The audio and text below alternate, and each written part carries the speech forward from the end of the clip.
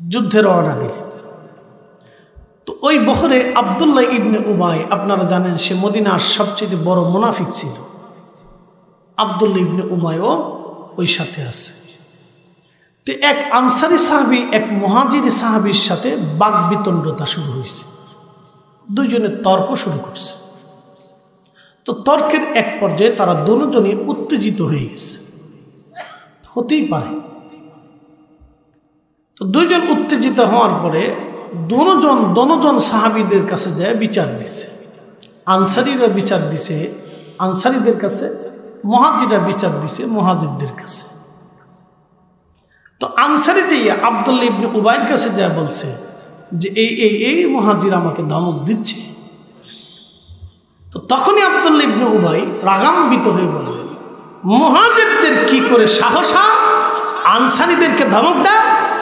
আমরা তাদেরকে জায়গা দিয়েছি, খাইতে দিয়েছি, বসতে দিয়েছি, জমি দিয়েছি, ঘর দিয়েছি, তাদের কত বড় সাহস আনসারীদেরকে ধমক দেয়? আমরা মদিনায় ঢোকার পরে মুহাজিরদেরকে ঘাড় ধাক্কা দিয়ে মদিনার থেকে বের করে দেব। বাস, কাজ হয়ে গেছে। এখন প্রশ্ন করি, রসুল কি আনসারি না মুহাজির? রসুল মুহাজির না? নবী তো হিজরত করে গেছেন, তো যারা হিজরত করছে তারা তো মুহাজির, কথা ঠিক আছে না? তা আমার রসুল তো মুহাজিরদের ভিতরে। একসাথে বলবেন আল্লাহু আকবার, বুঝে যাবেন এখানে সূত্র আছে। রসুল তো মুহাজিরদের ভিতরে, নবী কিন্তু আনসারীদের ভিতরে না। আনসারীদের সাথে পরে আসার কারণে রসুল পরে মদিনে হয়ে গেছে, কিন্তু আগে তো মুহাজির ছিল। এই কথা যখন আল্লাহ রসুলের কানে লাগছে তখন আল্লাহ নবী খুব বেজার হয়ে গেলেন। যুদ্ধে রওনা বাদ দিয়ে নবীজি বললেন, মদিনার থেকে মুভ করো, আর আমরা যুদ্ধে যাত্রা করবো না, মদিনার দিকে রওনা করো। তো সমস্ত সাহাবী মদিনার দিকে রওনা করলেন। মদিনার দিকে রওনা করলেন। আব্দুল্লাহ ইবনে উবাইয়ের ছেলে ছিল আব্দুল্লাহ। দেখেন, আব্দুল্লাহ ইবনে উবাইয়ের ছেলের নাম আব্দুল্লাহ ইবনে আব্দুল্লাহ, ছেলের নামও আব্দুল্লাহ ছিল। আব্দুল্লাহ কানে কথা শুনল যে আমার বাবা মুহাজিরদেরকে মদিনার থেকে তাড়িয়ে দেবে।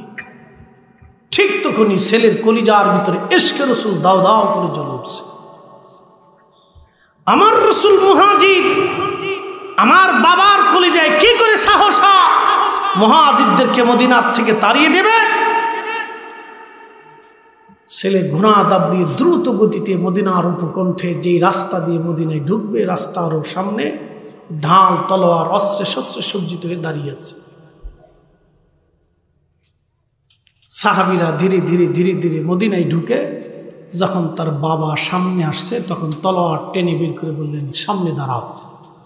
এ পিতা, আমি তোমার সন্তান আব্দুল্লাহ বলতেছি, আল্লাহর কসম করে বলি, যদি মদিনাতে ঢোকার চেষ্টা করো আমি সন্তান তোমার দেহ থেকে মাথা আলাদা করে ফেলে দেব। একসাথে বলবেন আল্লাহু আকবার। এই পিতা, বাবার পরিচয় হবে না, সন্তানের পরিচয় দেব না। তোমার কলিজার মধ্যে সাহস কি করে তুমি মুহাজিরদেরকে ঘাড় ধাক্কা দিয়ে মদিনার থেকে বের করবে? আমার রাসূল তোমাকে মদিনায় ঢুকতে না দিলে আল্লাহর কসম করে বলি, আমি তোমার বেটা এইখানে তোমাকে জবাই করব। না না, জোরে বলেন, জোরে জোরে জোরে। এরা সাহাবী, জোরে বলেন কি? একসাথে বলেন, তারা কি? ইশকে রাসূলের, তাজিমে রাসূলের বেলায় তারা কত শক্ত ছিল সাহাবী।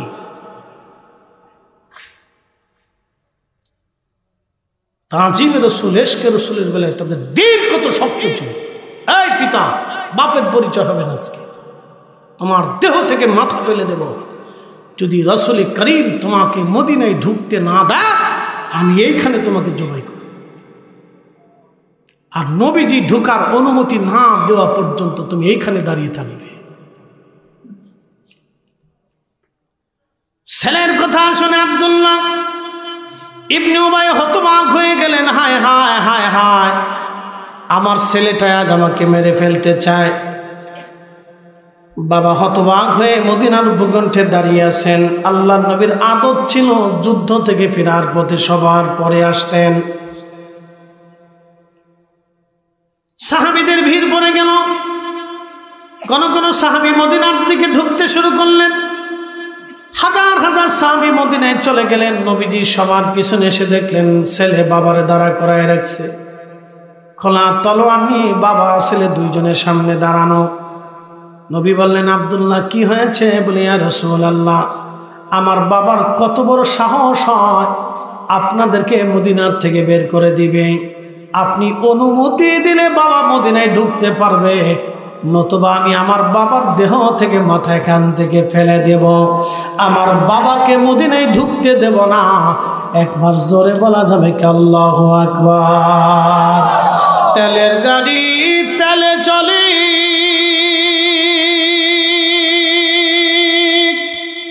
হাওয়ার গাড়ি হাওয়ায় উড়ে, বিনা তেলে চালাই গাড়ি নবী সুলাইমান। আমরা সেই মুসলমান। কথা কোন ঠিক কিনা? আমরা সেই মুসলিম, আমরা সেই মুসলিম, আমরা সেই মুসলমান। হাজরতে আব্দুল্লাহ বলতেছে, হুজুর অনুমতি যদি দেন বাবা ঢুকবে, নতুবা আমার বাবাকে আমি এখানে হত্যা করব। আল্লাহর নবী ডাক দিয়ে বলেন, আব্দুল্লাহ রে, আমি যদি তোমার বাবাকে হত্যা করার হুকুম দেই তাহলে মানুষ বলবে মুহাম্মদ সাল্লাল্লাহু আলাইহি সাল্লাম তার সাথীদেরকে হত্যা করে। তোমার বাবাকে ছেড়ে দাও, তোমার বাবাকে চলে যেতে বলো। আহা, আব্দুল্লাহর বাবা আব্দুল্লাহ ইবনে উবাই চলে গেল। সূরা মুনাফিকের আয়াত আল্লাহ নাজিল করে দিলেন। সূরা মুনাফিক নাজিল হয়ে গেল। প্রিয় উপস্থিতি, আব্দুল্লাহ ডাক দিয়ে বলেন, ইয়া রাসূলুল্লাহ, আমার মন বলে হয়তো আল্লাহ আমার বাবাকে হত্যা করার নির্দেশ আসমান থেকে আসতে পারে। হুজুর, আমার আব্বাজানকে হত্যা করার নির্দেশ যদি আল্লাহর পক্ষ থেকে আসে, ইয়া রাসূলুল্লাহ, অন্য কাউকে দিয়ে আমার বাবাকে হত্যা করাবেন না। আমি নিজে হাতে আমার বাবার গর্দান নেব, আমি নিজে হাতে আমার বাবাকে মৃত্যুদণ্ড দিব। বলে, কারণ কি আব্দুল্লাহ? বলে, হুজুর, অন্য কেউ যদি আমার বাবাকে হত্যা করে নবীজি, ওই লোকের প্রতি আমার অন্তরে কুধারণা আসতে পারে, আমার অন্তরে রাগ আসতে পারে, অথবা ওই ব্যক্তির উপর আমার আক্রোশ থেকে যেতে পারে। ইয়া রাসূলুল্লাহ, বাবার প্রতি ভালোবাসার কারণে ওই লোকের প্রতি আমার আক্রোশ আসতে পারে, আর এতে আমার আখিরাত নষ্ট হয়ে যাবে। নবী গো, আমি চাই আমি নিজে হাতে আমার বাবাকে হত্যা করব। আমি নিজে যদি হত্যা করি তাহলে কারো প্রতি কোনো বিদ্বেষ থাকবে না। একবার জোরে বলা যাবে কি আল্লাহু আকবার? এরা আশিকে রাসূল, আশিকে রাসূল, আশিকে রাসূল। নবীর দিকে তাকায় তারা বাপ চিনে নাই। কথা ঠিক কিনা? রাসূলের ইজ্জতের দিকে তারা তাকায় বাবা চিনে নাই, বাবা চিনে নাই, বাবা চিনে নাই, বাবা চিনে নাই। পরিচয় দেয় নাই, বংশের পরিচয়, বাপের পরিচয় পর্যন্ত তারা ভুলে গিয়েছিলেন। তারা মুসলমান, মুসলমান, মুসলমান, মুসলমান। আমি জানি প্রেমে পাগল সে তো মদিনা, প্রেমানলে পুড়ে মরি, প্রেমানলে পুড়ে মরি, ওহে রব্বানা। আমি জানি প্রেমে পাগল সে তো মদিনা। আল্লাহুম্মা সাল্লি আলা সাইয়্যিদিনা মাওলানা মুহাম্মদ ওয়া আলা সাইয়্যিদিনা মাওলানা। আল্লাহ কোরআনে জানিয়ে দিলেন, আলিল্লাহিল ইজ্জাতু ওয়া লিরাসূলিহি وللمؤمنين ولكن المنافقين لا يعلمون সচ্চে মুসলমান তারা নামেই মুসলমান ইমানদারের ইমান নিয়ে করছে যারা খেলা এরাই তো আসলে এজিদেরই চেলা ঠিক কিনা দাড়ি টুপি পাগড়ি আছে দেখতে আল্লাহ মা ভিতরে নাই নবী প্রেম ইয়াজিদে ভরা সচ্চে মুসলমান তারা নামে মুসলমান ওয়ালিল্লাহিল ইজ্জাতু ওয়ালিরসুলিহি ওয়ালিলমুমিনিনা ওয়ালাকিন্নাল মুনাফিকিনা লা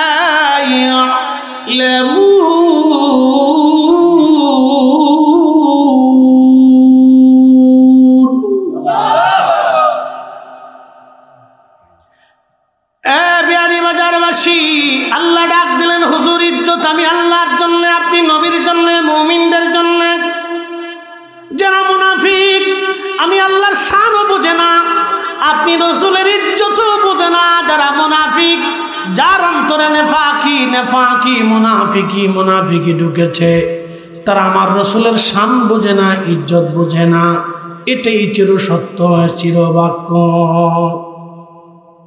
যাদের অন্তরে নেফাক ঢুকেছে তারা রাসূলের ইজ্জত বুঝে না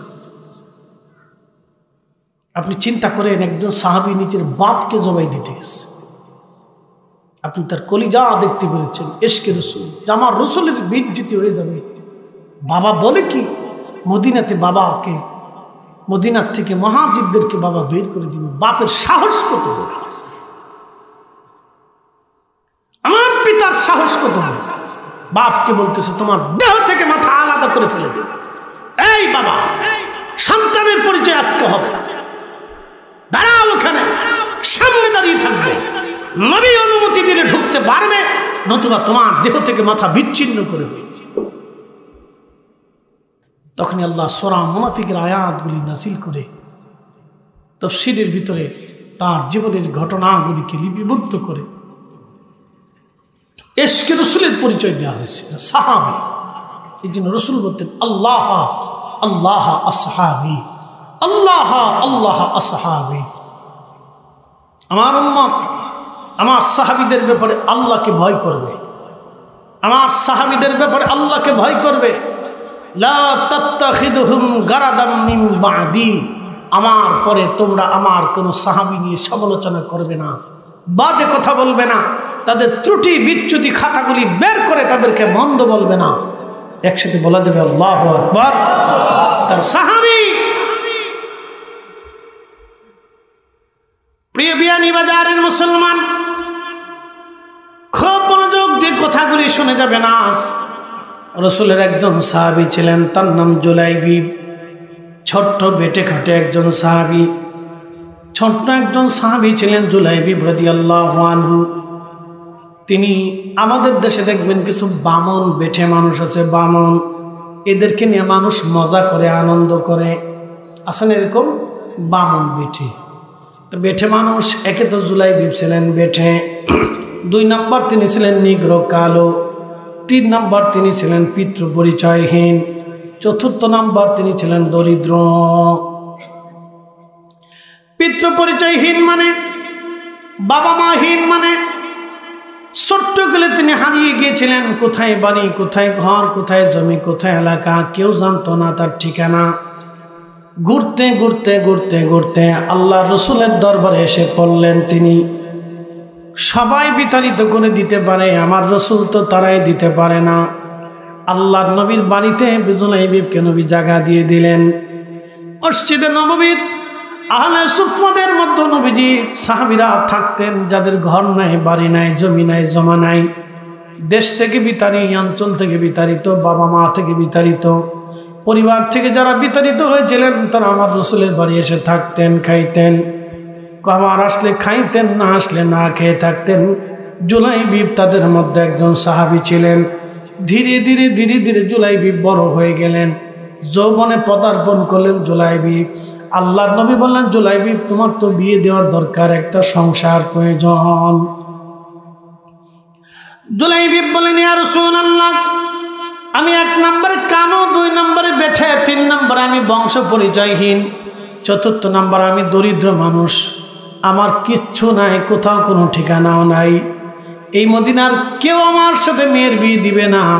আল্লাহর নবী ডাক দিলেন, জুলাইবিব আমি তোমার বিবাহের ব্যবস্থা করতেছি।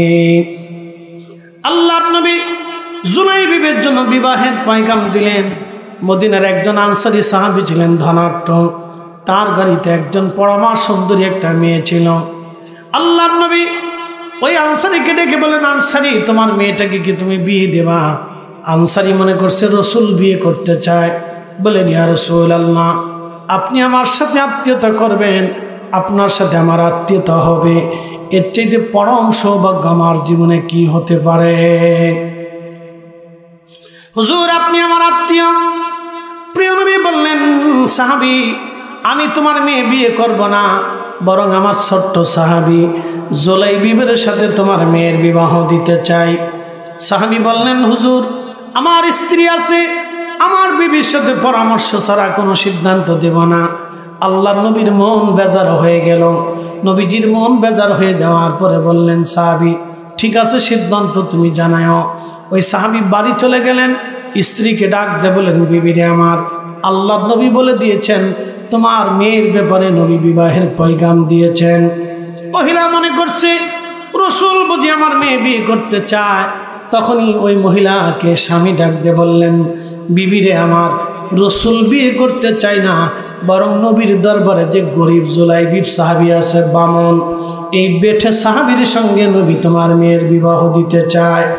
তখন মহিলা চিৎকার মেরে বলে উঠল, আল্লাহর কসম করে বলি, এমন একটা ছেলের সাথে আমি আমার মেয়েটাকে কখনোই বিবাহ দেব না। এই ছেলের সাথে আমি মেয়ে বিয়ে দেব না, এটা অসম্ভব। তো মেয়েটা ভিতরের রুম থেকে কথা শুনতেছিল, বাবা মা কি বলে। তো অভ্যন্তর থেকে মেয়েটা বাবা মার রুমে এসে বলেন, আব্বা এবং মা কি নিয়ে আলোচনা করতেছে? বলছে, বেটি কন্যা আমার কলিজার টুকরা, রসুল তোমাকে বিয়ে দিতে চায় একটা ছেলের সাথে জুলাইবি। মারে সে অত্যন্ত বামন বেঠে, সবাই তো তাকে চিনে, মদিনার কেউ অচেনা নাই। একটা বামন বেঠে মদিনার মানুষ তাকে নিয়ে হাসি তামাশা করে। কন্যা আমার মেয়েটা, মেয়ে আমার ছেলেটা অত্যন্ত দরিদ্র, বংশ পরিচয়হীন, কোথায় তার ঠিকানা বাড়িঘর কেউ বলতে পারে না, সে দরিদ্র মানুষ। আমরা সম্ভ্রান্ত পরিবারের লোক, তোমার মতো একটা সুন্দরী মেয়েকে এমন একটা ছেলের সঙ্গে বিবাহ আমি দিতে পারি না। মেয়েটা ধমক দিয়ে বলল, মা আব্বাজান, কলেজার ভিতরে আপনাদের সাহস কি করা হয়? রসুল আমার বিবাহের ব্যাপারে ছেলে পছন্দ করেছে, এর চাইতে পরম সৌভাগ্য আমার জীবনে কি হয়? রসুল আমার জন্য স্বামী পছন্দ করেছে। ও মা, ও আব্বা, আপনি তাড়াতাড়ি যান, রসুলের পয়গামকে ফেরত দিবেন না। আপনি যায়া বলেন, আমি জুলাইবিবকে পছন্দ করলাম, রসুল পছন্দ করার কারণে। একবার জোরে বলা যাবে কি আল্লাহু আকবার। ইশকে রসুল। আপনি কল্পনা করতে পারবেন যে কেউ জানে, এরপর হত দরিদ্র, নিগ্রো, কালো, বামন বেটে, এরকম একটা ছেলের সাথে আপনাদের বিয়েনি বাজারের কোনো ধনাঢ্য পরিবারের কোনো লোক তার মেয়েকে বিবাহ দেবে? জীবনেও দেবে, কখনোই হবে। রসুল বলছেন, মেয়ে রাজি হয়ে বললেন, যান। সাহস কি করে হয় আপনার? নবী আমার জন্য স্বামী পছন্দ করেছে, এর চাইতে আমার জীবনের আর কি হতে পারে যে রসুল পছন্দ করেছে? আরো জোরে বলেন আল্লাহু আকবার। এটা সাহাবী, নবীর ইচ্ছার কাছে সবকে বিসর্জন দিতে, রসুলের ইচ্ছার কাছে সব বিসর্জন। তা আপনি সেই রসুলের ইজ্জতের ব্যাপারে আপনি চুপ থাকতে পারেন না তো, আপনাকে বুঝে কাজ করতে হবে। সাবধান, সাহাবে کرام কি করে ভালোবাসতেন। আহা, আনসারী সাহাবী দৌড়াই যে বলেন, ইয়া রাসূলুল্লাহ, আমার মেয়ে আপনার পয়গামে রাজি হয়ে গেছে, মেয়ে রাজি হয়ে গেছে, এখন আমার আর কিছু বলার নেই। হুজুর, আমিও রাজি হয়ে গেছি, ইয়া রাসূলুল্লাহ ক্ষমা করে দিয়ে। হুজুর বিবাহের প্রস্তুতি গ্রহণ করেন। আল্লাহ রসুল রাজি হয়ে গেলেন, সন্তুষ্ট হলেন। বিবাহের দিন তারিখ নির্দিষ্ট হলো। জুলাইবিবকে বললেন, তোমার সামানা জোগাড় কর। তখনকার দিনের বিয়ে এখনকার দিনের বিয়ের ভিতরে আকাশ পাতাল তফাৎ, ডিফারেন্স। খুব অল্প সামানা জোগাড় করলেন। একজন হত দরিদ্র সাহাবী চেয়ে চিনতে বিভিন্ন জায়গা থেকে সাহাবীরাও তাকে সাহায্য করলেন, যে সে গরিব মানুষ, তো দিয়ে কোনো রকম তার বিবাহের সামানা দিন তারিখ নির্দিষ্ট হলো। মসজিদে ইজাব কবুল হয়ে গেল। নবীজি খেজুর ছিটিয়ে সবাইকে খেজুর খাওয়াইলেন। তখন তো মিষ্টি ছিল না, খেজুরের ব্যবস্থা ছিল, তো খেজুর খাওয়াইলেন। বিবাহের মজলিসে আল্লাহ রসুল বললেন, সাহাবীরা যুদ্ধের দামামা বেজে গেছে, যে আমার সাথে যুদ্ধে যাবো, চলো। বিয়ের মজলিসে বিয়ে হয়ে গেছে, জীবনে কোনোদিন জুলাইবিব মেয়েটাকে কোনোদিন দেখেও নাই। মাদানী মানুষ তো এমনি সুন্দর। আপনারা যারা জানেন যে পৃথিবীতে, বর্তমান পৃথিবীতে যদি শ্রেষ্ঠ মানুষ দেখতে চান তো মদিনার মানুষ দেখবেন। যদি সবচেয়ে শরীফ ভদ্র মানুষ দেখতে চান তো মদিনার মানুষ দেখবেন। সবচেয়ে পবিত্র পর্দানিসীন কোনো নারী যদি দেখতে চান তো মদিনার নারী দেখবেন। এদের চাইতে পৃথিবীতে পবিত্রা, সতী সাধবী এবং ভদ্র এবং আল্লাহওয়ালা পৃথিবীতে কোনো নারী আপনি কোথাও খুঁজে পাবেন না। একসাথে বলবেন আল্লাহু আকবার। এরা রক্তগতভাবে, বংশীগতভাবে রসুলের প্রতিবেশী হওয়ার কারণে আল্লাহ তাদেরকে ওইভাবেই তৈরি করে। সারাবি, খারাবি, হারামি, নাফাকি, ফাসিকি মদিনার সীমানার ভিতর পাবেন না। নবী বলে দিয়ে গেছেন, উম্মত সারা পৃথিবীতে হারামি, সারাবি, খারাবি, নাপাবি, ফায়েসাকা সারা পৃথিবীতে ছড়িয়ে যাবে, শুধু আমার মদিনাকে আল্লাহ হেফাজত রাখবে। আসতে হয়ে গেল না? জোরে জোরে জোরে বলেন, জোরে বলেন। যদি পৃথিবীতে মদিনার মানুষ দেখতে চান, যদি পৃথিবীতে একবারে ফ্রেশ মানুষ দেখতে চান তো মদিনার দিকে তাকান। এরা ফটকারি ফটকারি, আসেকি, ফাসিকি, ফাইসি তাদের ভিতরে পাবে। মদিনার মানুষ, মদিনার বাচ্চা, মদিনার বাসিন্দা, মদিনার নারী, মদিনার পুরুষ।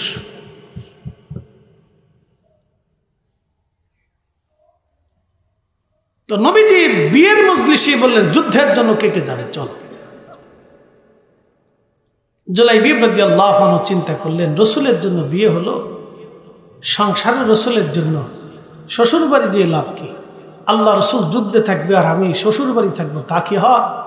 ওই অবস্থায় যুদ্ধের দিকে রওনা করলেন। সুবহানাল্লাহ বলবেন, আরো জোরে। একটা নারী রসুলের কথায় তার জীবনের সমস্ত ইচ্ছাকে জলাঞ্জলি দিয়ে, আরেকজন পুরুষ রসুলের কথায় তার জীবনের সমস্ত বিষয়টাকে আলাদা করলেন। বুঝতে পারতেছেন যে একজন যুবকের জীবনের একটা সুন্দরতম মুহূর্ত, তার বৈবাহিক জীবন, তার এই সময় সে একটা সংসার করবে, তার একটা জীবন গড়বে, তার একজন স্ত্রী গ্রহণ করে তার একটা নতুন সংসারের দিক রচনা করবে। ঠিক তখনই সে স্ত্রীকে দেখা তো দূরের কথা, জামা তো দূরের কথা, দেখার স্বল্প কল্পনা থেকে নিজেকে দূরীভূত করে আল্লাহ রসুলের সাথে জিহাদে রওনা করে। সাহাবী, একসাথে বলেন, তারা কি? জোরে বলেন, তারা কি? সাহাবী। এভাবে তারা ইশকে রাসূল দিয়ে, তাজিমে রাসূল দিয়ে তাদের জীবনের সব কিছু গুজার করে দিচ্ছে।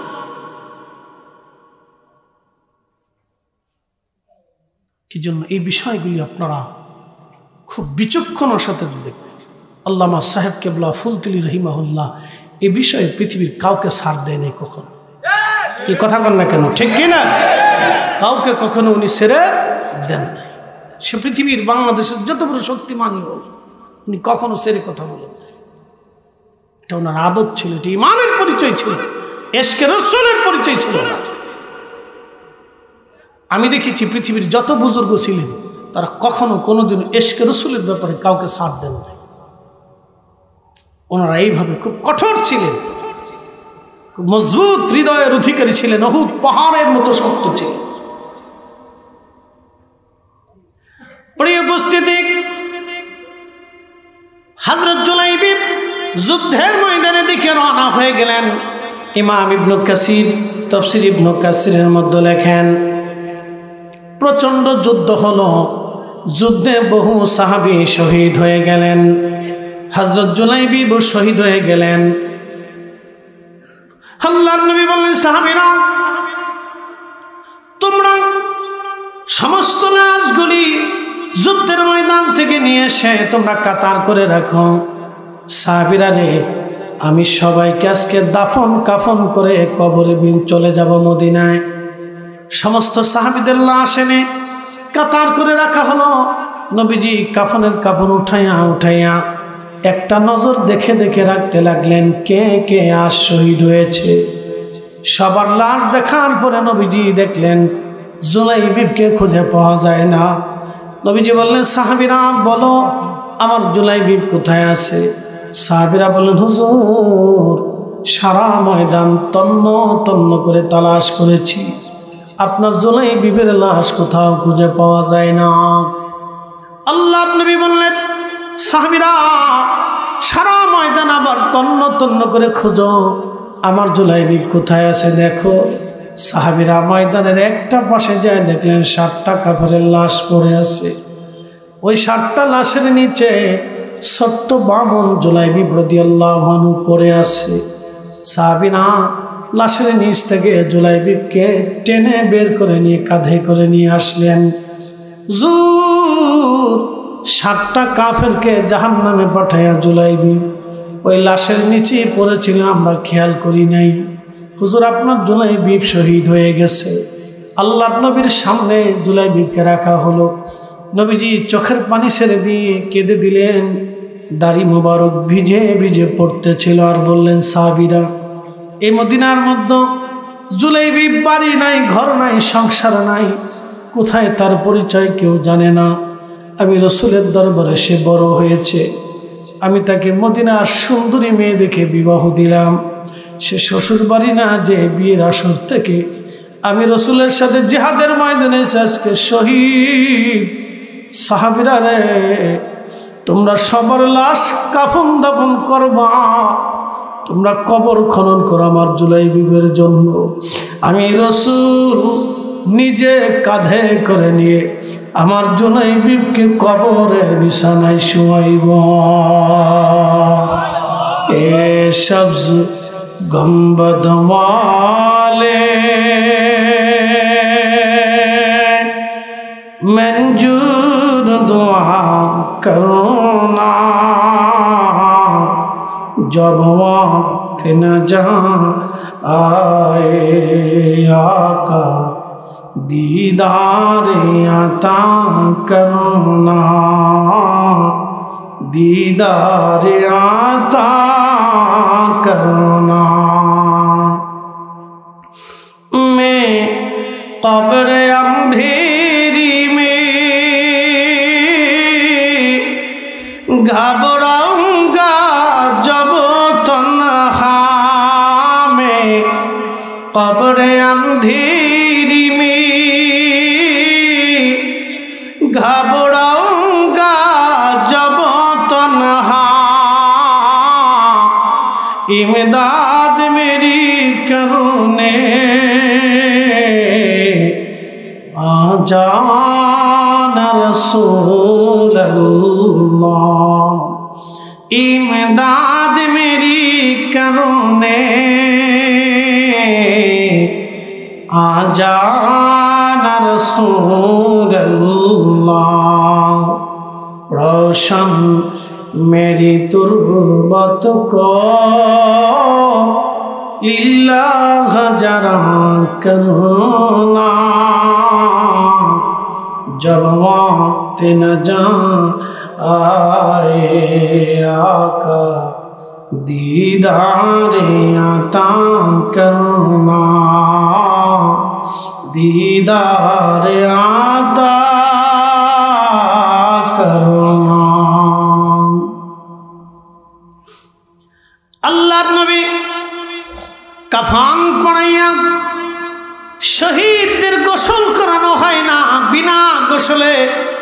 রক্তমাখা শরীরে তাদের দাফন করা হয়। আল্লাহর নবী কাফনের কাপড় পরাইয়া খাটিয়া করে জুলাইবিবকে নবীজি কাঁধে করে নিয়ে রওনা করলেন। আহা, আল্লাহর নবী কাঁদতেছিলেন, সাহাবীরাও কাঁদতেছিল। ইশকে রাসূলের জ্বলন্ত প্রমাণ ছিল সাহাবী জুলাইবিব একজন বেঠে মানুষ, লেখাপড়া নাই, পৃথিবীর কোন বিদ্যালয়ে সে লেখাপড়া করে নাই। রসুলের দর্শে বসে আশিকে রসুল হয়ে গেলেন। তার জন্য আল্লাহ কোরআনের আয়াত পর্যন্ত নাজিল করে দিলেন। আল্লাহ নবী নিজে কাঁধে করে জুলাইবিবকে নিতে নিতে কবরে নবীজি নিজে হাতে তাকে কবরে নামাইলেন। কবর দিয়ে নবীজি চলে আসলেন। কবর দিয়ে চলে আসার পরে হযরত আল্লাহর নবী মসজিদে নবীর মধ্যে বসে বসে হাত বাড়ায় কাঁদে আর বলে, ইয়া রাব্বি, আমার কথায় যে মেয়েটা জুলাইবিবকে বিয়ে করেছিল, আল্লাহ এই মেয়েটা আজ বিধবা হয়ে গেছে। ইয়া রাব্বি, আমার জুলাইবিব আমাকে ভালোবেসে ময়দানে শাহাদাতের অমৃত সুধা পান করলো। আল্লাহ ওই মেয়েটার জীবনকে আপনি কল্যাণময় করে দেন, বরকতময় করে দেন।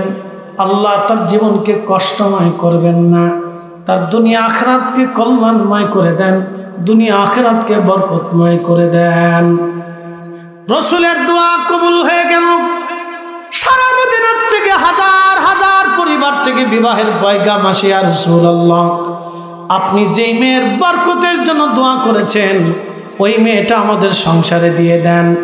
ধনী ধনী পরিবার থেকে বিবাহের পয়গাম আসে, হুজুর আপনি ওই মেয়েটাকে আমাদের পুত্রবধূ বানিয়ে দেন। এইভাবে আল্লাহর রসুলের দরবারে ওই মেয়েটার ব্যাপারে হাজার হাজার পয়গাম আসলো। সারা মদিনাতে মেয়েটা সম্মানিত হয়ে গেল। আল্লাহ রসুলের ইচ্ছায় নিজের ইচ্ছাকে কুরবানি করার জন্যে একজন নারী দুনিয়াতেও সম্মানিত হলো, আখিরাতেও সম্মানিত হয়ে গেল। জোরে বলা যাবে কি সুবহানাল্লাহ। আল্লাহু আকবার। নারে রিসালাত, আশিকে রাসূলুল্লাহ জিন্দাবাদ।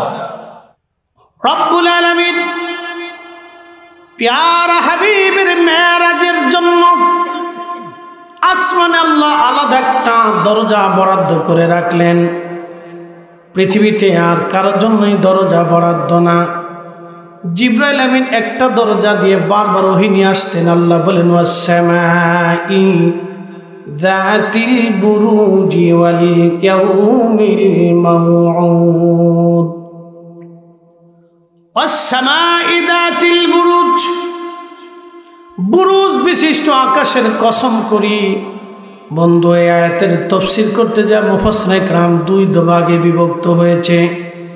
একদল বলেছে আল্লাহ নক্ষত্রের কসম করেছেন, আর একদল মুফাসসির বলেছেন না, আসমানে একটা বিশেষ দরজা আল্লাহ রেখেছেন। এই দরজা দিয়ে জিবরাইল ওহী নিয়ে পৃথিবীতে আসতেন। এই জন্য আমার আল্লাহ ওই দরজার কসম করেছেন। ওহী নিয়ে আসার এক দরজা, আমার রাসূলকে নিয়ে যাবার জন্য আর এক দরজা। একসাথে বলবেন আল্লাহু আকবার। ওই দরজা সৃষ্টিতে একবারই ব্যবহার হয়, একবারই ব্যবহার হয়েছে শুধু রাসূলের মেরাজের জন্য। লক্ষ্য করেন হাজিরিন, ওই দরজাটা শুধু রব্বুল আলামিন আমার রাসূলের একবার যাওয়ার জন্য মেরাজের জন্য আল্লাহ বরাদ্দ করলেন। শুধু ওই দরজা দিয়ে আমার আল্লাহ জিবরাইলকে নিলেন এবং আমার রাসূলকে আমার আল্লাহ মেরাজের রাত্রে শুধু ওই দরজা দিয়ে নিলেন, ওই দরজা দিয়ে আনলেন। পৃথিবীতে সৃষ্টিতে কখনো ওই দরজা আর কোনোদিন ব্যবহার হয় নাই, আর কোনোদিনও ওই দরজা ব্যবহার হবে না। শুধু আমার রাসূলের সম্মানের জন্য দরজা বরাদ্দ।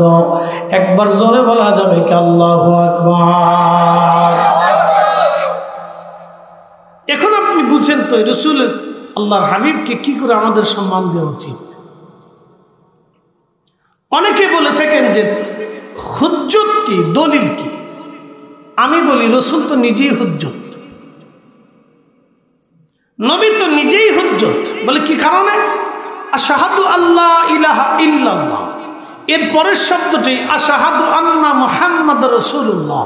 এটা সাফ কেবলা লাগাইনি, সাহাবীরা লাগাইনি, তাবিঈ লাগাইনি, চার মাযহাবের ইমাম, চার তরিকার ইমামরা লাগান।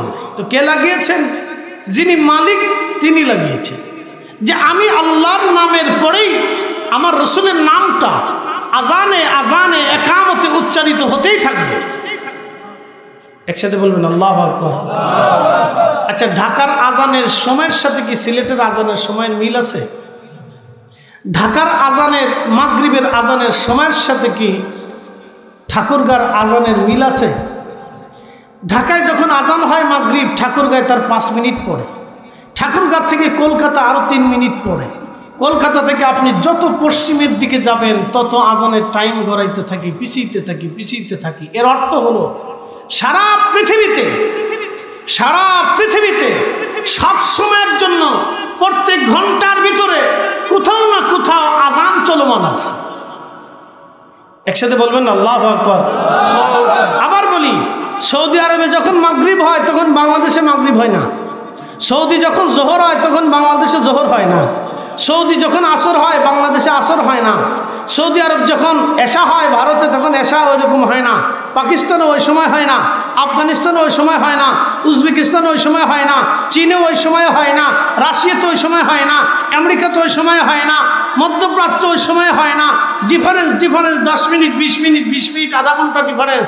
এর অর্থ হচ্ছে আজান চলমান হবে, আল্লাহর নামের পরে রসুলের নাম জিকির চলমান থাকবে। একসাথে বলবেন আল্লাহু আকবার। তিনি আমাদের রসুল।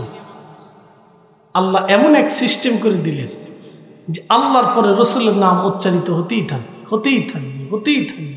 আল্লাহ যেখানে রসুল সেখানে, আল্লাহর নাম যেখানে রসুলের নাম সেখানে।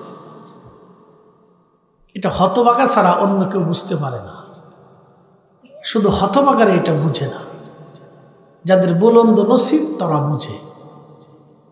এই জন্য আমরা আকাবিরদের সিদ্ধান্ত ছিল রসুলকে সন্তুষ্ট করো, আল্লাহকে খুশি করো।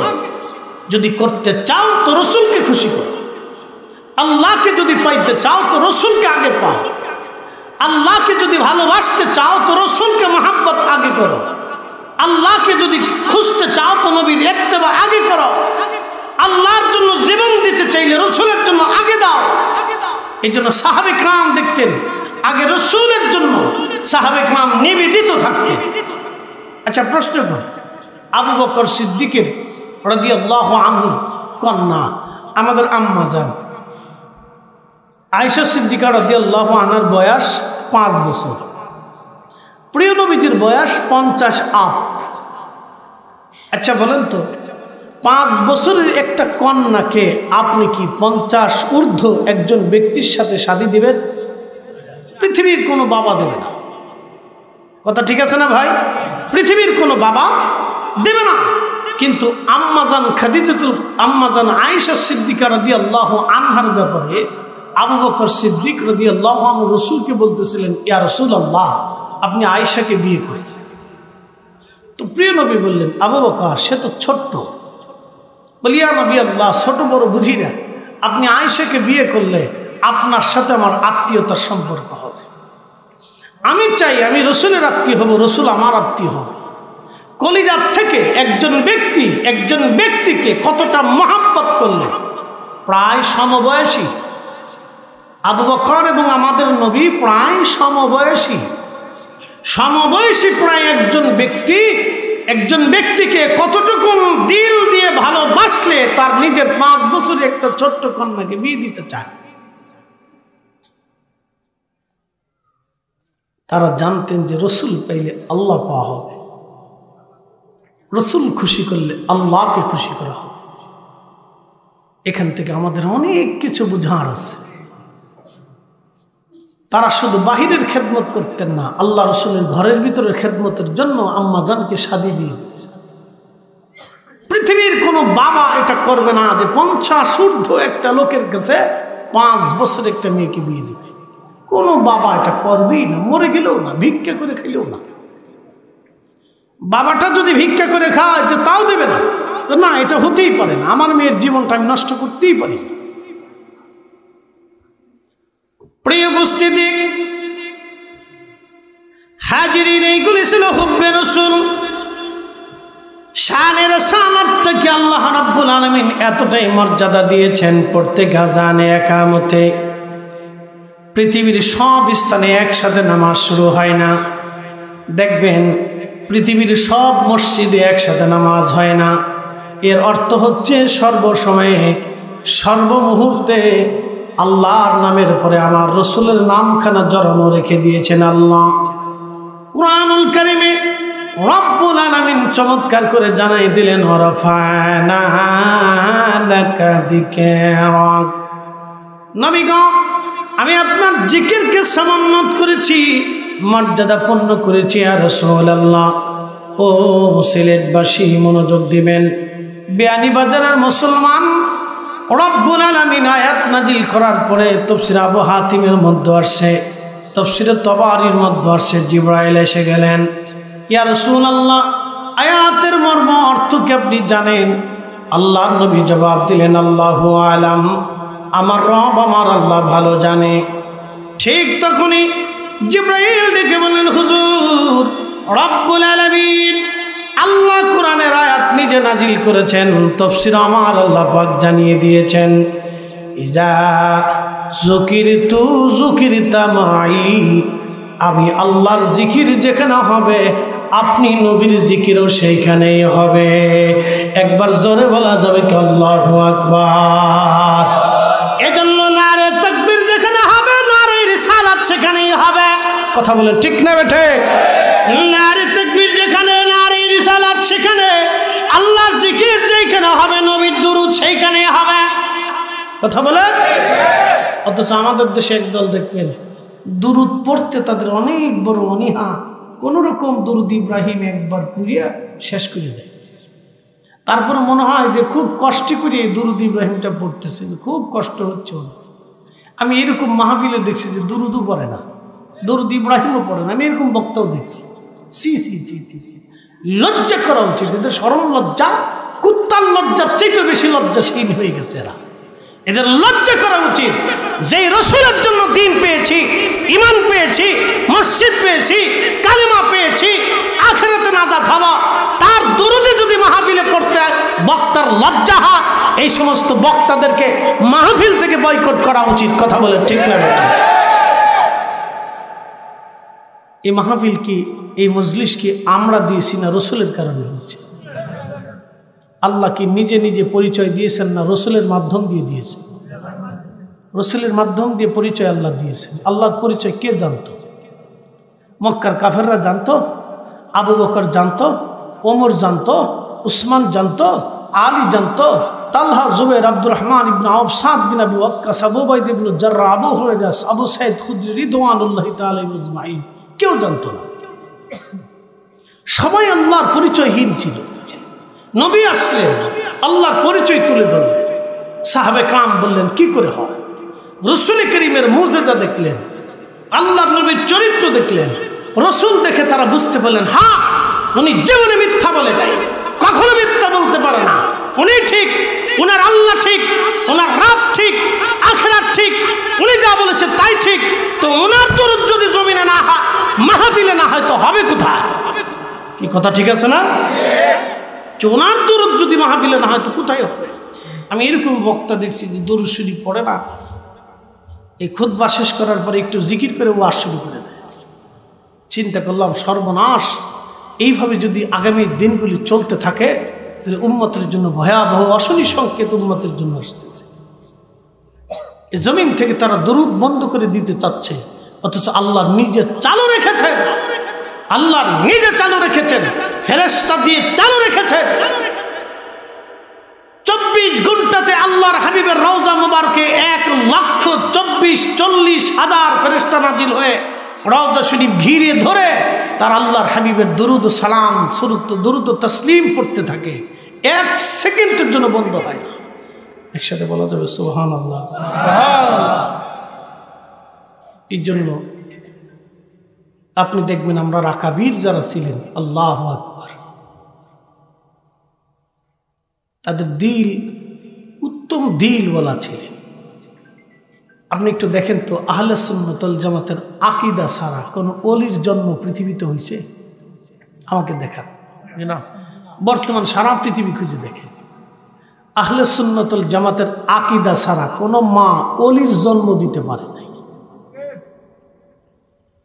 আরে আলেম তো ইবনে তাইমিয়াও ছিল, এলেমের অধিকারী ইবনে তাইমিয়া ছিল। একটা দুইটা না, 10 লক্ষ হাদিস জানতো। লিখতে লিখতে লিখতে লিখতে বেচারার মাথায় গন্ডগোল হলো। একটা পর্যায়ে সে বলেই ফেললো যে আল্লাহ রসুলের রওজা মোবারক জিয়ারত করার ইচ্ছা করা মুসলমানের জন্য হারাম। কি বুঝলেন আপনারা? হাত দিছে কোথায়? ইমানে। একসাথে বলেন, কোথায় হাত দিছে? ইমানে হাত দিয়েছে। সে শুধু এইখানে হাত দেয় নাই, সে আরো একটা জায়গায় হাত দিচ্ছে। বলতেছে আল্লাহর হাত আছে, আল্লাহর চোখ আছে, আল্লাহর পা আছে, আল্লাহর কান আছে, আল্লাহর মাথা আছে। কি বুঝলেন আপনারা? আল্লাহর কই লয়ে গেছে গা? আল্লাহর লইছে কোথায় আপনি দেখছেন? সে রিসালাতে হাত দিয়েছে, তৌহিদ হাত দিছে। অথচ আজকে আমাদের দেশের এক ঘরানার মৌলবীরা তার খুব ভূয়সী প্রশংসা করে। ইবনে তাইমিয়া রহিমাহুল্লাহ রহিমাহুল্লাহ রহিমাহুল্লাহ জিকির করতে করতে জান শেষ হয়ে যায়। কি কথা কর না কেন? যতবার ইবনে তাইমিয়া রহিমাহুল্লাহ রহিমাহুল্লাহ করে ততবার ইমামুল আজম আবু হানিফার নামও নেয় না। অথচ বিশ্ববিখ্যাত ইমাম যদি তৈরি না হতো তাহলে ফিকহের স্বাদ মুসলমানদের জীবনে নসিব হতো না।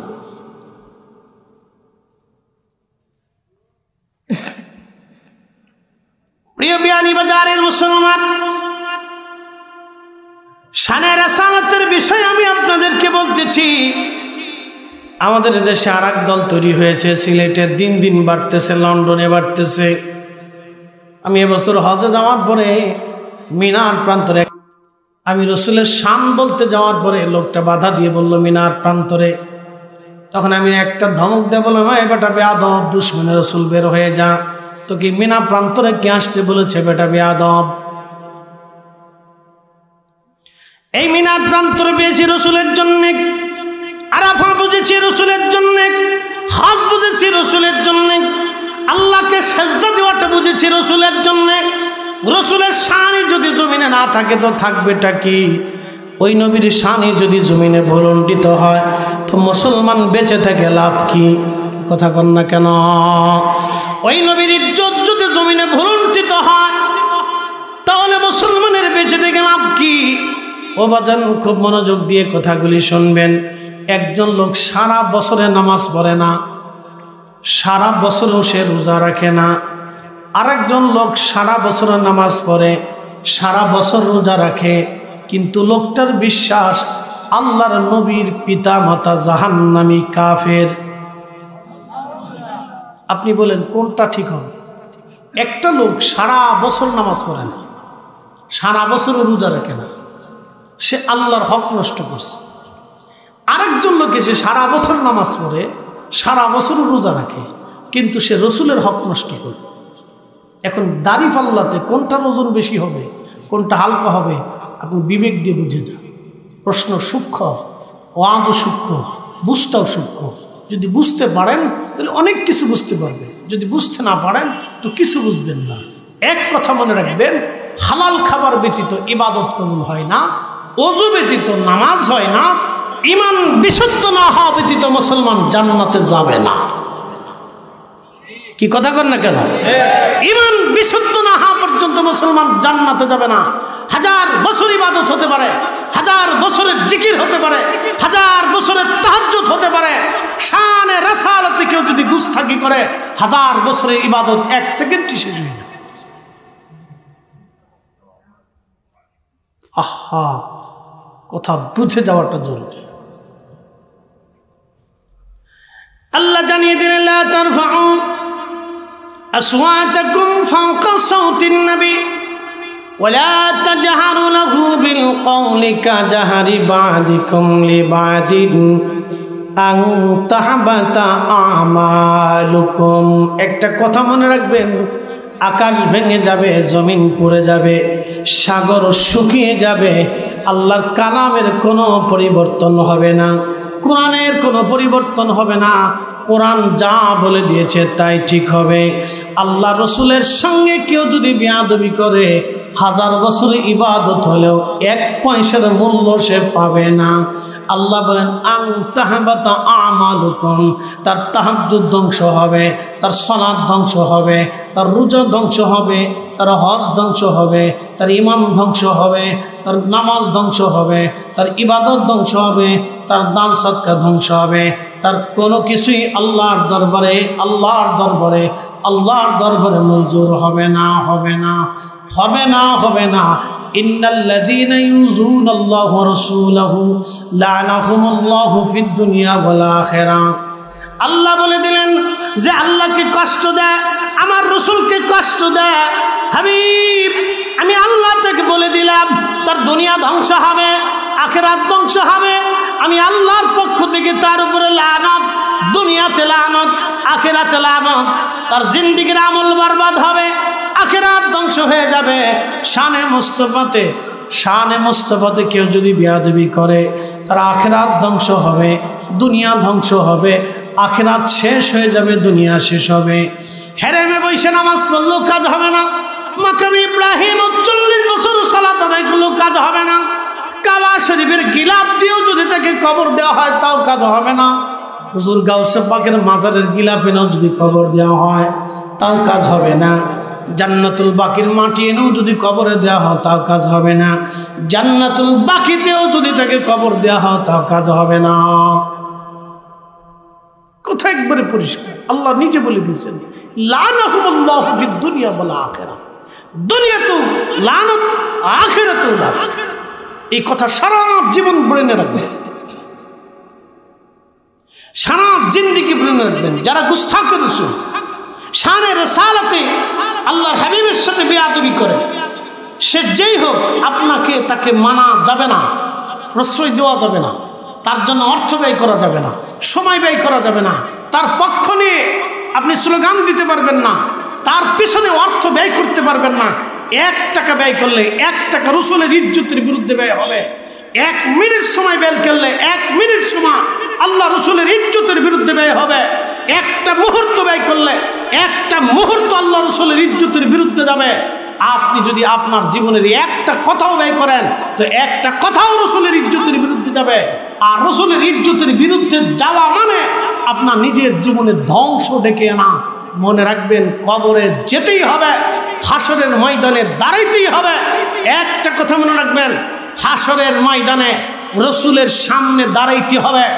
আপনাকে হাউজে কাউসারের কাছে যেতেই হবে, আর হাউজে কাউসারের কাছে যেতে হলে রসুলের সামনে দাঁড়াইতেই হবে। আল্লাহ বলছেন ইন্না আতাইনাকাল কাউসার, নবী গো আমি আপনাকে হাউজে কাউসারের মালিকানা দিয়ে দিয়েছি। আল্লাহ রসুলের সামনে আপনাকে যেতেই হবে। হাউজে কাউসারে না যাওয়া পর্যন্ত পানি পাবেন না, আর অবশ্যই হাসরের ময়দানে আপনাকে পানি পান করতেই হবে। করতে হলে আপনাকে রসুলের সামনে দাঁড়াইতেই হবে। রসুল ছাড়া জান্নাতে যাওয়ার কোনো ব্যবস্থাপত্র আল্লাহ রাখে নাই।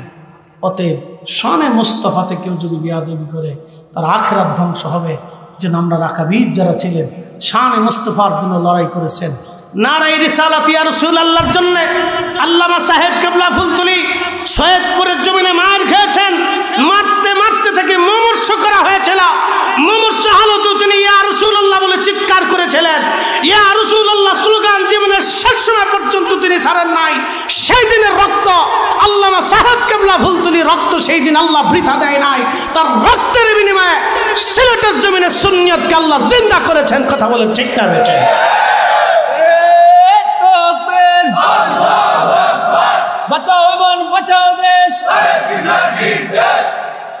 আল্লাহ আমাদেরকে কবুল করুক বলে না আমি